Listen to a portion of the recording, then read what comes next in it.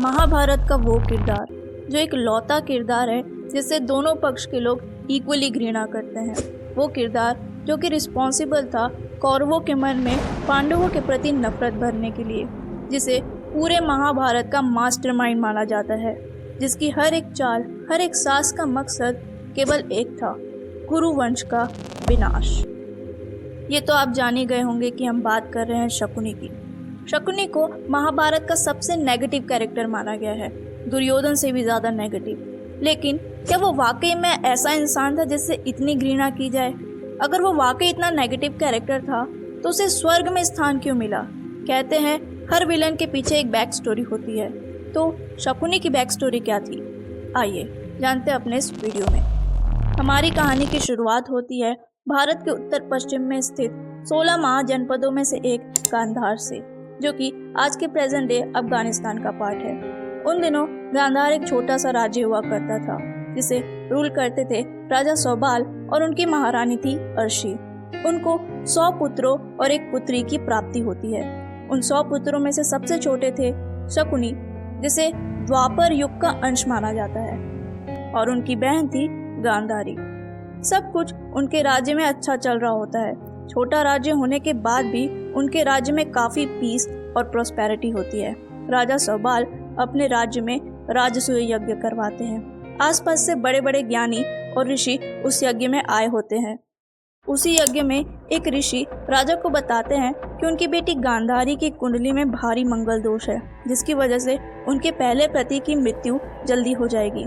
ये बात सुनकर सब निराश हो जाते हैं। इस दोष को दूर करने के लिए वे गांधारी की शादी एक बकरे से करवा देते हैं, जिसके बाद उस बकरे की बलि दी जाती है। अब कुछ समय बीतता है। हस्तिनापुर के भीष्म पितामह वहाँ के राजकुमार धृतराष्ट्र के लिए वधू ढूंढते ढूंढते गांधार पहुँचते हैं। उन्हें पता होता है कि गांधारी को भगवान शिव से 100 पुत्रों का वरदान प्राप्त है, इसलिए वे गांधारी का हाथ धृतराष्ट्र के लिए मांगते हैं। राजा सौबाल को ये बात बिल्कुल पसंद नहीं आती। वो नहीं चाहते कि उनकी नाजों से पली बेटी की शादी एक अंधे से हो जाए। लेकिन एक छोटा सा राज्य गांधार हस्तिनापुर जैसे बड़े राज्य के आगे कहाँ टिकता। इसी बात के डर से उन्होंने इस रिश्ते के लिए हाँ कर दी।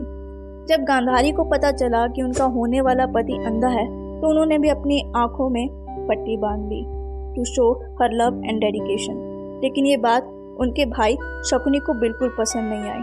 उनकी प्रिय बहन, जिसे अंधकार से हमेशा डर लगता था, उसे आज हस्तिनापुर की ताकत के आगे झुककर इतना बड़ा सैक्रिफाइस करना पड़ा। खैर, अब इस मैटर में वो कुछ नहीं कर सकते थे। गांधारी और धृतराष्ट्र की शादी हो जाती है। गांधारी को 100 पुत्र और एक पुत्री की प्राप्ति होती है। लेकिन एक दिन धृतराष्ट्र को इस बात का पता चल जाता है कि गांधारी तो एक विधवा है। उसकी शादी एक बकरे से हो चुकी थी। इस बात से उनके आत्मसम्मान को बहुत ठेस पहुंचती है। वे गांधार के महाराज और उनके 100 पुत्रों को खाने पर इनवाइट करते हैं, और जब वे वहां पहुंचते हैं तो उन्हें कैद कर लिया जाता है। उन सबको खाने के लिए केवल एक मुट्ठी चावल दी जाती है। अब 101 लोगों के लिए एक मुट्ठी चावल पर सर्वाइव करना वॉज इम्पॉसिबल।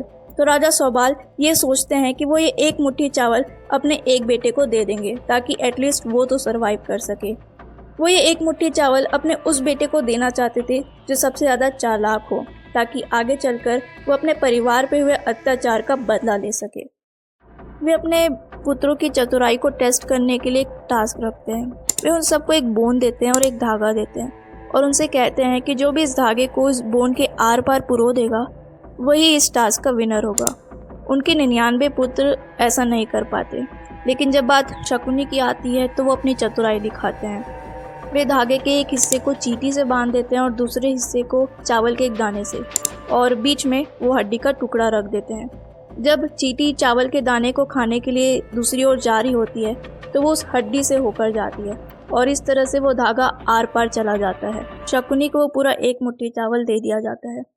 धीरे धीरे करके शकुनी अपने सारे भाइयों को मरते हुए देखते हैं। जब उनके पिता की हालत बहुत ख़राब हो जाती है, वो ज़्यादा समय तक सर्वाइव नहीं कर सकते थे, तो वे शकुनी को कहते हैं कि जब मैं मर जाऊं तो मेरे हड्डियों का तुम पाशा बनवा लेना। यही पाशे होंगे जो कि कुरुवंश के विनाश का कारण बनेंगे। और वो अपने बेटे के घुटने पर भी बहुत ज़ोर से लात मारते हैं, जिसके कारण शकुनी का घुटना टूट जाता है। वो ऐसा इसलिए करते हैं ताकि शकुनी कभी भूले ना कि उसे अपने परिवार के साथ हुए अत्याचार का बदला लेना है। मरने से पहले राजा सोबाल धृतराज से रिक्वेस्ट करते हैं कि वो शकुनी को छोड़ दे। वो यहाँ रहकर अपनी बहन का ख्याल रखेगा और आपके पुत्रों का मार्गदर्शन करेगा। धृतराज इस बात के लिए रेडी हो जाता है और शकुनी को छोड़ देता है।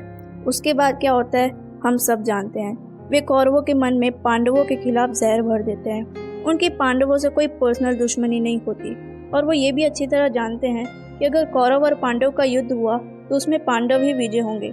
लेकिन अब उन्हें इस बात से कोई फर्क नहीं पड़ता, क्योंकि अब उनकी लाइफ का सिर्फ एक ही मकसद था, कुरु वंश का विनाश।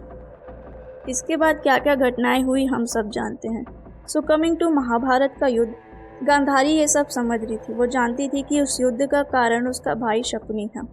तो वो अपने भाई शकुनी को श्राप देती है कि जिस तरह से उनके राज्य में इतना खून खराबा हुआ, इतना भीषण युद्ध हुआ, वैसे ही उसके राज्य यानी गांधार में भी कभी शांति नहीं रहेगी, वहाँ हमेशा केओस रहेगा।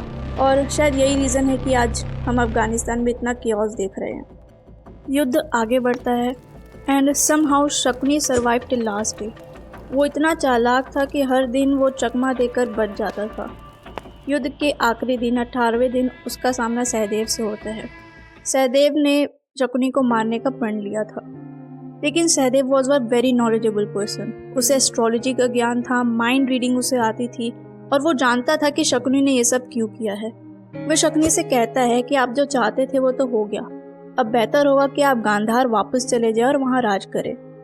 लेकिन शकुनी कहते हैं कि मैंने अपने लाइफ में इतने गलत काम किए हैं कि अब मैं इसका बोझ, इसका गिल्ट लेकर नहीं जी सकता, और मेरे लिए इससे बेहतर क्या होगा कि मेरी मृत्यु कुरुक्षेत्र जैसी भूमि में हो। इसके बाद सहदेव और शकुनी की फाइट होती है और सहदेव शकुनी का वध कर देते हैं और इस तरह से महाभारत के डार्केस्ट कैरेक्टर का डी एंड हो जाता है। लेकिन फिर सवाल वही उठता है कि शकुनी को स्वर्ग की प्राप्ति क्यों हुई। शकुनी में दो ऐसी क्वालिटीज थी जिसके कारण उसे स्वर्ग मिला। पहला, Shakuni was a very goal oriented person. उसे शुरू से पता था कि उसे क्या चाहिए और वो कभी भी अपने गोल से भटका नहीं। दूसरा, शकुनी अपने बहन से, अपने परिवार से बहुत प्यार करता था। उसने जो भी किया अपने परिवार के लिए किया। इस पूरे प्रोसेस में अपने परिवार के लिए उसका प्यार और डिवोशन कभी कॉम्प्रोमाइज़ नहीं हुआ। तो क्या लगता है, क्या वाकई शकुनी एक इविल कैरेक्टर था या एक पावरफुल राज्य के रॉब ने, उनके घमंड ने शकुनी को इविल बना दिया? Do share your thoughts on the comment.